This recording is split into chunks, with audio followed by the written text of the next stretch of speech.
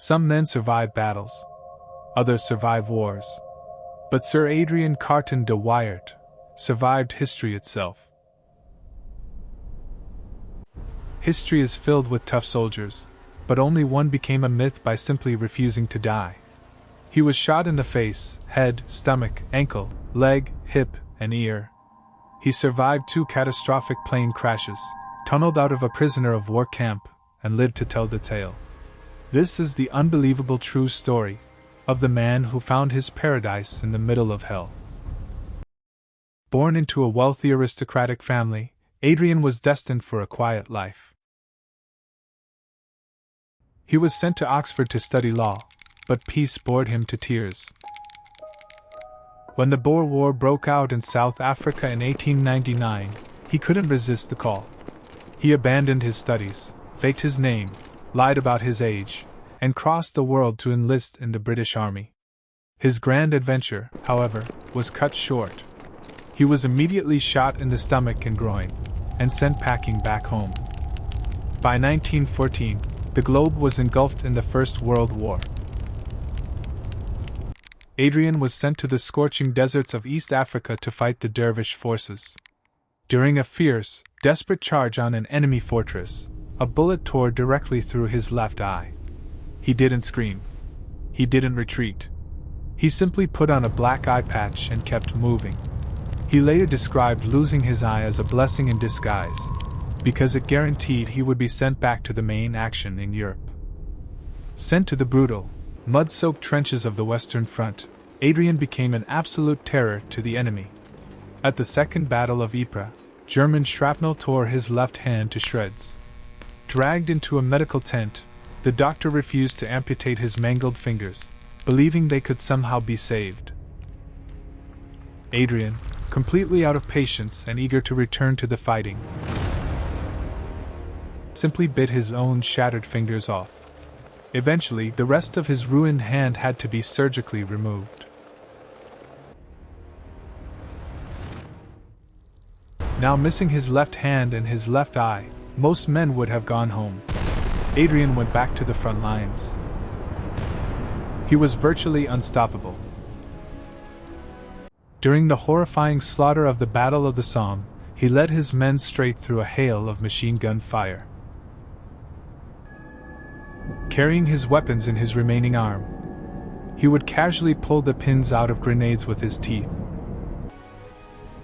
hurling them into enemy trenches. He fought with a reckless, terrifying joy that defied all human logic. His men looked at him not just as a commander, but as an immortal force of nature.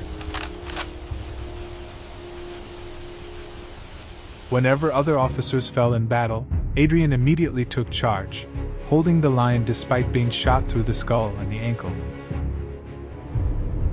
For his unbelievable heroism at the Battle of La Boisselle, he was awarded the Victoria Cross, the British Empire's highest and most prestigious military honor.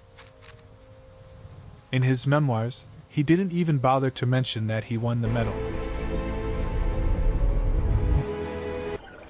When the Great War finally ended, Adrian found a brief moment to rest. He moved to Poland, where he was gifted a vast, remote estate deep in the wild Pripyat marshes. For 15 years, he lived hunting waterfowl every day and enjoying the absolute silence of the marshlands. But peace was never meant to last for a man like Adrian. The world was about to catch fire once again, and he was exactly where the flames would start.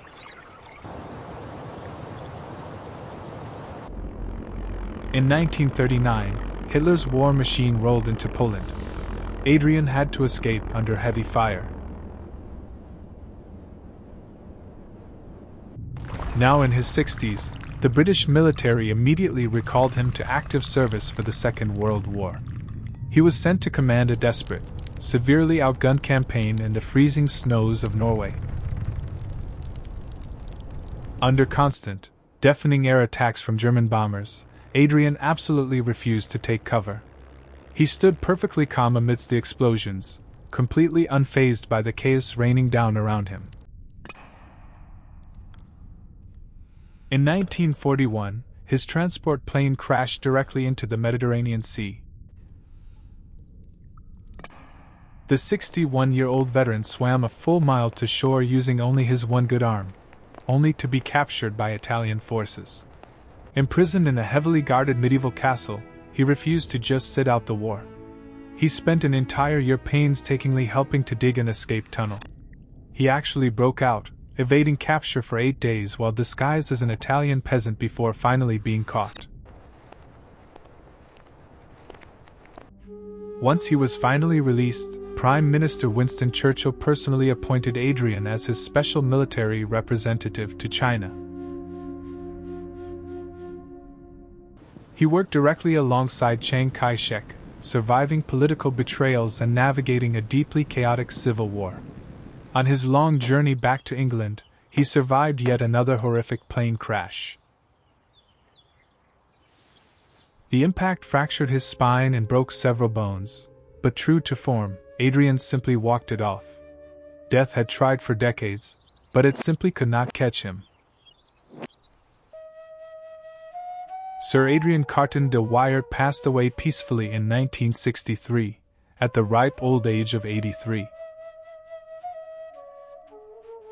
He left behind a legendary memoir, and perhaps the most famous, unfiltered quote in military history. Looking back on a lifetime of bullets, crashes, and lost limbs, he simply wrote, "Frankly, I enjoyed the war. It had given me bad moments, but plenty of good ones." He proved that true strength isn't about avoiding pain, it's about choosing never, ever to break.